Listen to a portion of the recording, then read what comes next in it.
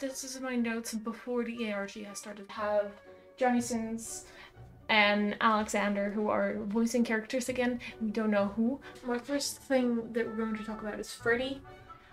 Bonzo happened. Johnny wanted a non-fuckable monster. There's 3 possible Yushenkas. It's just a little bit too much Yushenking going on here. May or may not have been a cult started around Bonzo. Also, we got an email from Colin, and he is not happy that we are spamming him. He said the word gobshite in the ARG because people kept emailing him for help. Gerard Key. Still don't know who Bonzo is. My God, 56 degrees. I just have one more confirmation. We're not to look into Lady M anymore. Of course, of course. With that, our boys over here, John, Martin, and Jonah, are actually stuck inside of, like, technology. We solved the ARG. I still don't know what any of it means. I still don't know what Bonzo is. But we did it. So, the Magnus protocol is out. So basically, I thought it would be fun to kind of do like little recaps of what's been going on in the Magnus protocol so far. Current state of recording, we have 6 episodes out. So we'll be going through those episodes and kind of seeing what the theories are, and I'll like update every once in a while to see kind of how things change, to see how theories might be really wrong or correct. As you can see, I have a new setup. I moved house. If you've not watched the previous video on the ARG, that's fine. I will not be recapping it fully, but I will be mentioning it when necessary. On the board, for the post-it notes, green is information from the Magnus archives, pink is information from the ARG, and orange is information from the Magnus protocol. So that way we kind of have a proper look on what everything means. The premise is that we'll be following the OER, the Office of Incident Assessment and Response. I got it correct. Magnus Institute was based in Manchester. It burned down in 1999.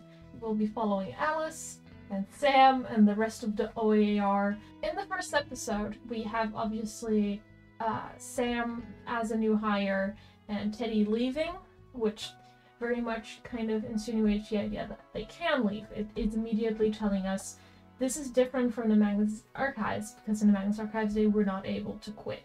And obviously the biggest thing that people were immediately freaking out about is how the Yushenka theory that John and Martin are stuck in the computer is sort of true.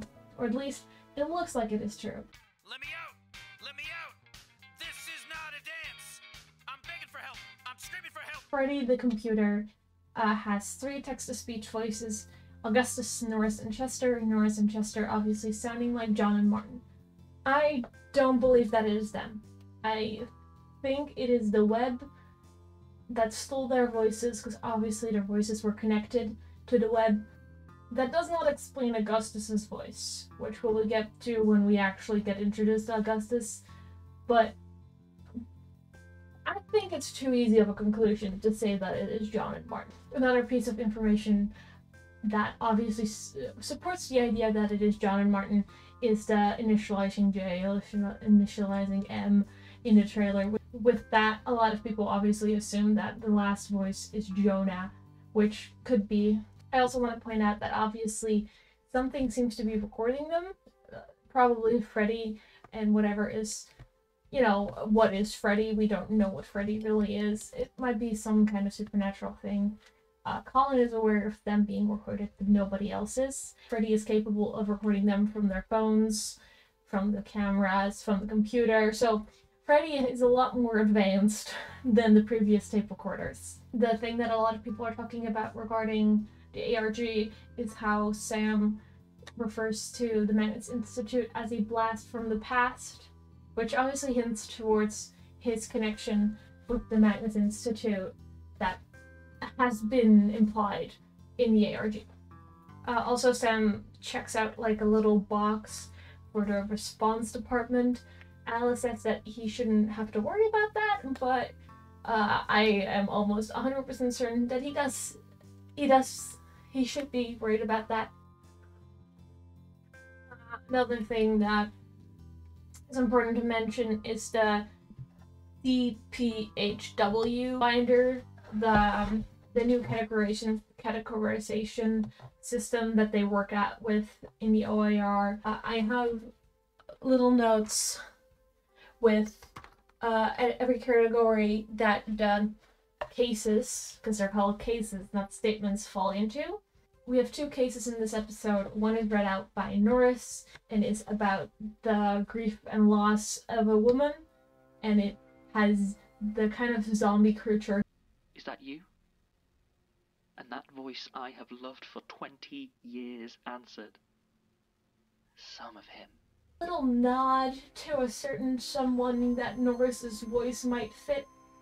Also, little detail, in the original version of the pilot, Norris was actually called Neil, but the one that I feel like is a bit more important is the other case. I almost call it a statement. It's not a statement. The other case is about Magnus Institute. The Red Canary goes spelunking in the Magnus Institute and fucking dies.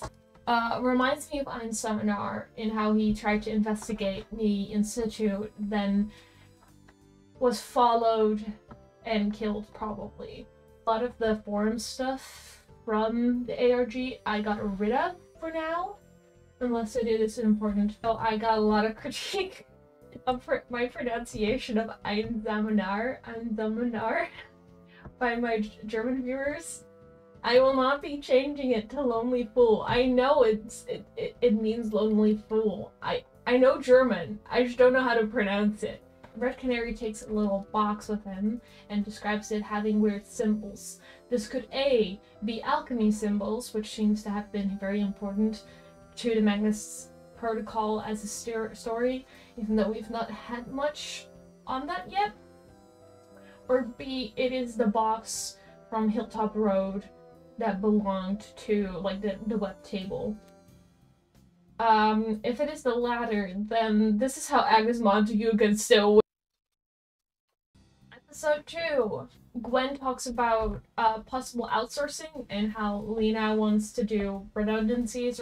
She could be firing everyone, but that doesn't seem likely with the fact that she keeps hiring new people. Also, Alice has a little brother called Luke. If you know about the ARG, then the theory of Alice having a brother already existed. However, the name does not match up. There's 3 Dyers. We got Alice Dyer, Connor Dyer, and Luke Dyer. And it could be that Connor is just Alice's dead name. We don't know. With that, however, Alice doesn't seem to possibly remember any connection to the Magnus Institute in the same way Sam seems to be interested in it. Alice's chosen coping mechanism is to just ignore her problems, so it could also just be that she has, like, some kind of traumatic amnesia. For the case, we have Inksoul, who is a tattoo artist who does, like, a little silly tattoo. The person in the case mentions that she was researching alchemy symbols when she found Inksoul's tattoo stuff.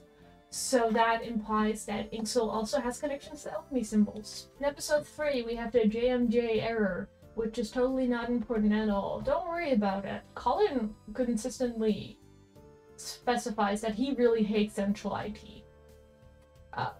So I'm curious if we ever get to meet anyone from Central IT. Talk about is Freddy. I don't think it's supposed to be referred to as Freddy. Don't give it a personality. You shouldn't even be calling it Freddy. I am 3 steps ahead of this series. I'm telling you. In the case with Dr. Weber, though, there's a very interesting note how the case has been filed on a date that is earlier than the dates in the diary itself, which would imply some kind of time fuckery. On the Usenet, there is also a lot of time fuckery going on. And like TMA has always had very obvious timeline issues, because it just happens sometimes. So this one is a pretty big one for the fact that Alice confronts Sam about doing research into phrases like Magnus and protocol, quickly mentioning the protocol, which used to be a kind of like thing at the OAR that is meant to deal with really serious stuff. She seems to be uncharacteristically very serious about this and tells Sam to just stop asking questions. Just don't ask questions. A mention of Stark Wall and the San Pedro Square massacre, which, as far as I've done research into, doesn't seem to be any real world thing. So we'll most definitely be figuring out what those things are. Also, Gwen gets an email that she opens, which contains a file of a video of Lena murdering someone called Klaus. And if you are not aware, Klaus is actually a character we know about. Klaus is a previous worker of the OAR. We found files that he worked on in the ARG. With that, my questions are very much who sent this to Gwen and why. Also, we finally got the voice reveal for Augustus, which I'm very delighted to see how many people thought he sounded like Jürgen Leitner. Do all old British men sound the same to you? Augustus obviously does not sound like Ben Meredith, who voices Elias Bouchard, which makes sense because the theory is that he is Jonah Magnus and not Elias Bouchard. So this would be the voice of the actual Jonah Magnus. With that is my question, why? Because we don't know what Jonah Magnus actually sounded like, and if the theory is that these are the voices the computer takes because they were the voices stuck to the tape recorder when they carried over from one universe to the other, why does Jonah not sound like Elias? Because we didn't know that yet. We didn't know what he sounded like yet. With that, we also have the themes that certain voices seem to be reading out statements that fit their character's theme. Up until this point, Norris has only read out cases that are about grief. All of Chester's statements are literally just don't fuck around and find out. Don't do research into the Magnus Institute. Don't fuck around, don't find out. For Augustus is about basically doing everything for recognition. Just selling your soul for a slither of recognition. Notably is a character that kind of sells cursed items, or at least supernatural items, which seem to be referential to previous Magnus Archives episode. To me, it sounded like the Magnus Archives theme played in the background. It immediately clicked in my mind. I was like, wait, I recognize that. Episode 5. Sam goes to Lena to talk about how he is concerned about Colin, because Colin is exhibiting what to me seems like normal IT guy behavior.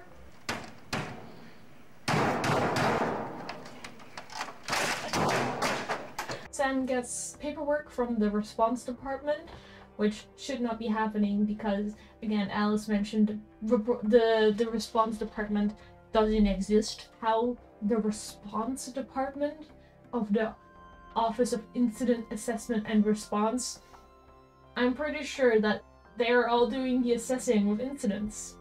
But the response department is when you have to actually go out and do stuff. So this is one that made me go, oh my gosh, I'm onto something. Gwen goes to Alice to ask her who the previous IT guy was. The previous IT guy was a woman, but the person before that was a German guy with tattoos. However, this is obviously her investigating into that video of Lena full-on probably murdering a guy. But in the ARG, there is a user on the Usenet sucking, just the most terrible username. Really, guy, you could have come up with something better. Named N2O4R2. This person has mentioned in the Usenet that they like tattoos, and obviously they are German. So that might actually be the same person, because in the respiratory, aka Colin's code, which is like previous code that Colin was working on in the ARG, actually shows that that username appears in that code again.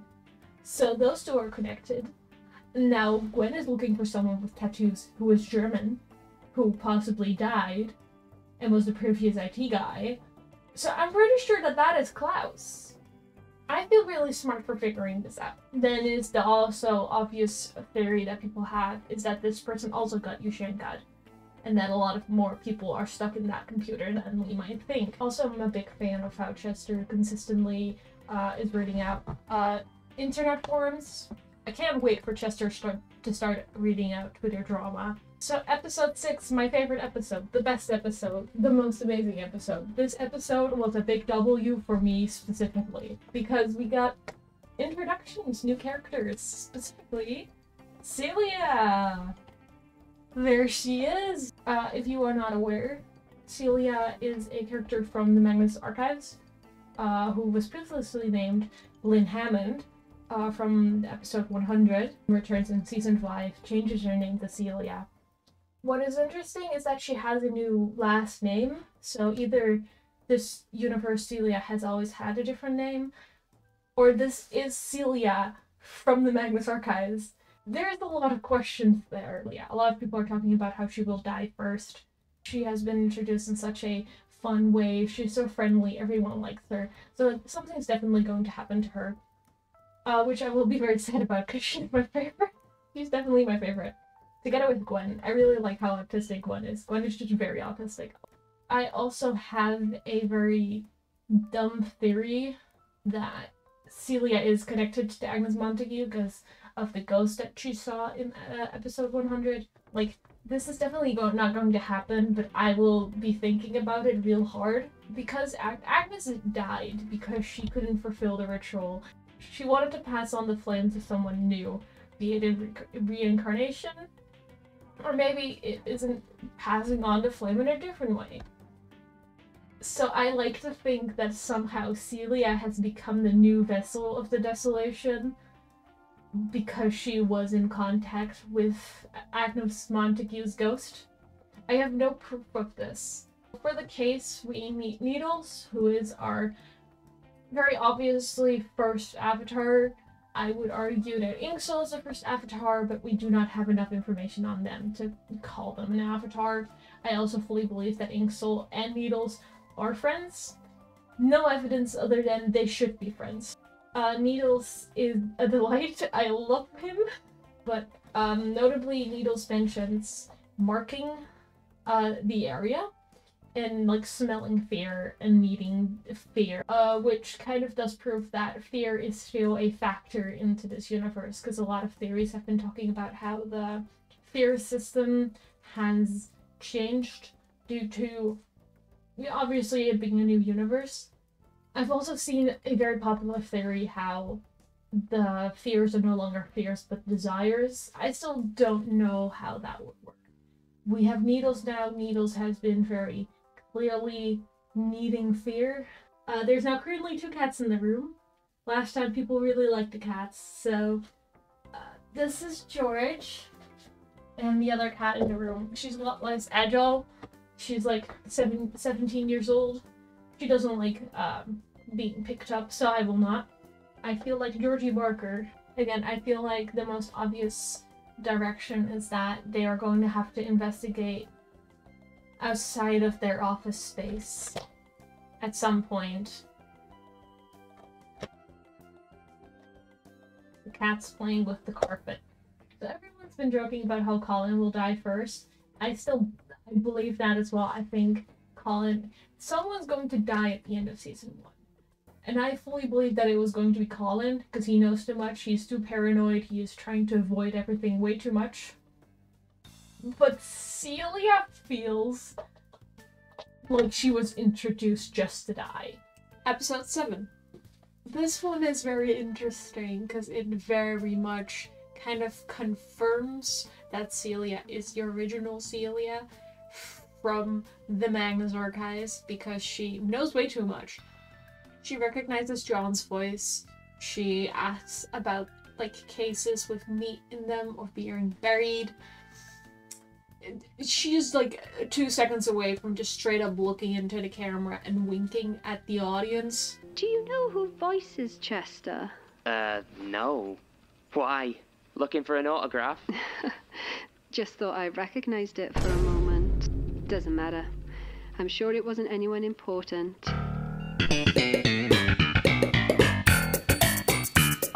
I and a few other viewers came up with the idea that she might be sent from the original Archives universe to kind of deal with the entities or something like that.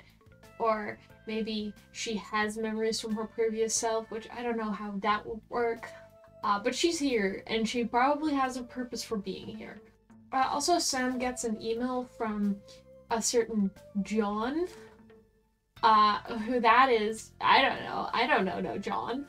But I do think that the person that sent Gwen the email about Lena killing Klaus is the same person as who sent Sam the email. But this is also the reveal where we find out that Klaus isn't dead. Lena failed at killing him. So, I'm like 100% sure we'll get to meet Klaus at some point. So, Gwen actually gets a promotion as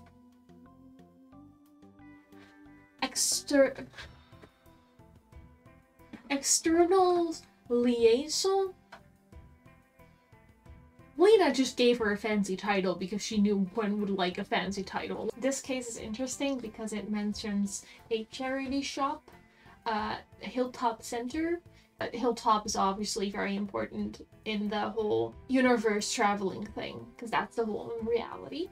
In this case, people are bringing all these kind of artifacts together into one place, and then a sort of security team comes in and saves the day, which I think that might be related to Starkwall, who deal with very extreme cases. I think that that's what this was. Basically, them preventing a ritual of some kind. With a lot of these things, a very interesting issue of time. Obviously, John and Martin came over into this world with the entities in 2020, but a lot of these cases happened before that, so there must be some kind of time fuckery, or the entities, or some kind of entity, has always been here. Episode 8, got me so excited. Sam and Celia go and visit a certain someone, Gerard Key! Also Gertrude Robinson. They're both alive in this universe. But to just hear Gertrude's voice, oh my god.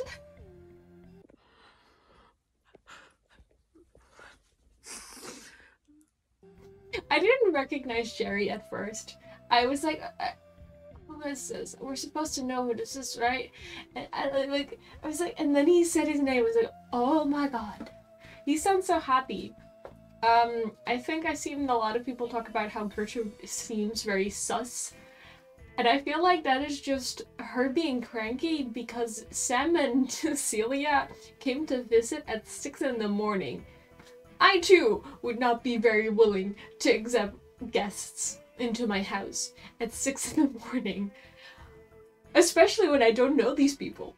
But there's also the first mention of the Magnus Institute Gifted Kid program, which, again, Jerry was a part of, as was Sam, and Sam was trying to find answers, but he basically almost immediately hits a dead end.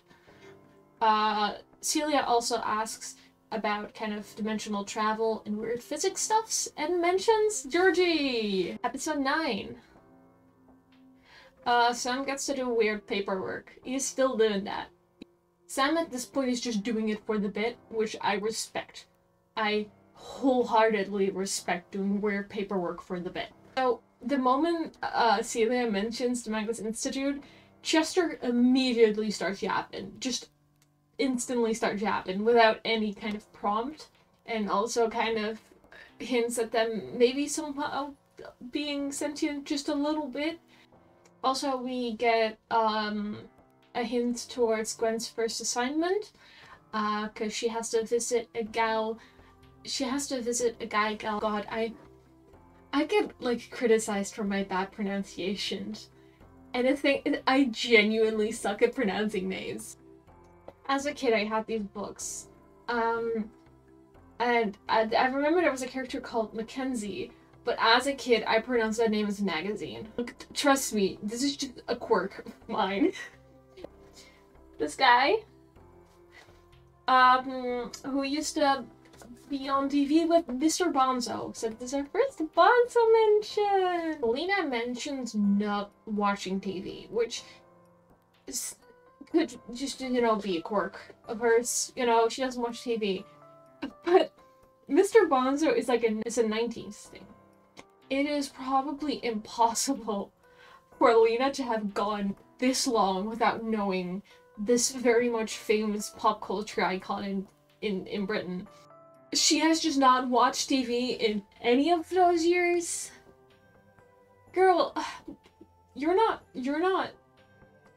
beating the Inhuman allegations. Because people have been saying that she might be like a homunculus or something like that.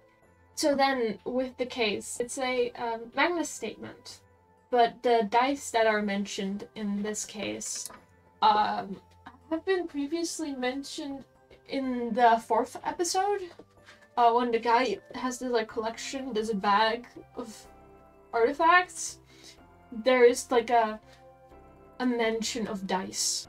And in this statement, it starts out with documenting the viability of subject, agent, or catalyst, which might be the Magnus Institute for some reason trying to collect artifacts for a ritual in the same way that like the whole Hilltop Road Center collected all these things in one place for a ritual.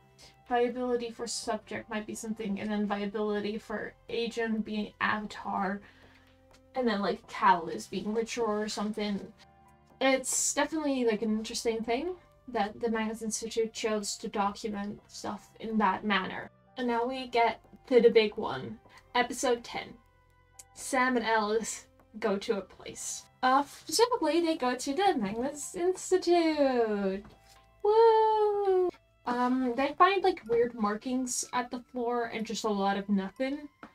Alice seems very displeased with the entire arrangement. She doesn't want to be here. Sam's like, no, but like, I need answers. And especially he says something about how... Why they chose us. Why they didn't choose me. Maybe find the bit where everything started to go wrong. The line, why they didn't choose me, bro is being anti-John. He is being the opposite of John. So as they leave the Magnus Institute, something comes out. Something escapes. What is that? It's the unknown. And it is just credited as error, and has a voice actor that has previously voice acted for the Magnus Archives. Beth Iyer, who played a statement giver in Mag 130. Whether that's related is, for me, still a little bit up in the air. But an interesting part is that when we originally got the cast list, Augustus, Chester, and Norris were credited as error instead of us being given their names.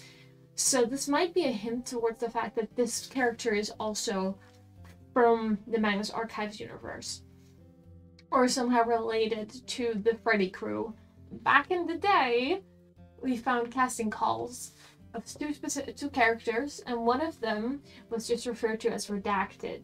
And I've mentioned this character before, who has been mentioned to have been released and is stealing people's identities to make an identity for itself. This could possibly be this error.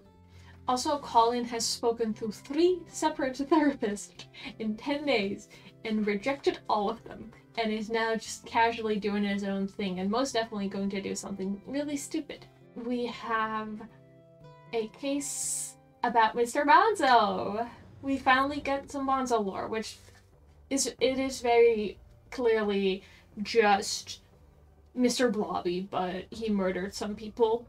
And Gwen gets to visit the Bonzo household. And when she enters, she comes across Mr. Bonzo himself, who then eats the envelope. And it is kind of implied that he is straight up just a hitman for the OAR, which not something I expected. I did not expect Mr. Bonzo to be a hitman. Just the line, just Gwen asking, can he read? My girl, not you're the most important thing at that point. But we finally got the reveal of Mr. Bonzo. We have to wait and see. Who is this mystery person? This mystery error? What's Mr. Bonzo gonna do? I still will hold on to the theory that, like, Chester and Norris and Augustus are just voices stolen by some kind of being. The entities and which episode fits which entity.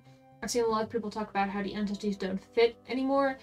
I still think they fit. I don't think they're going to be important as categorizations. I don't think the story is going to, I think, focus on that just because it's been done already. I don't think there is a purpose in recategorizing them.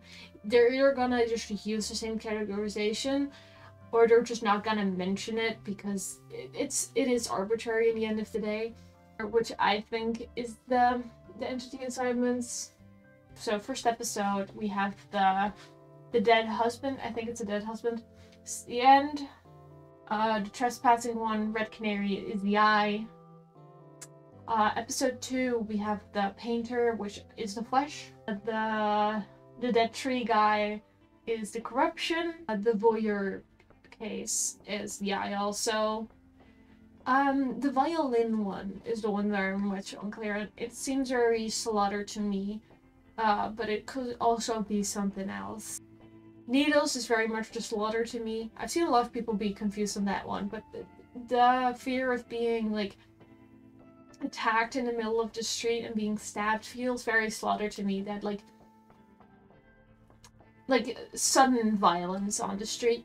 I think a lot of people get hung up on the, like, very stereotypical versions of certain entities that we've gotten. For example, we so heavily associate the desolation with fire that any case or any statement that involves destruction and the loss of something by accident, we stop associating with that the desolation because we have such a heavy association with the lightless flame and fire.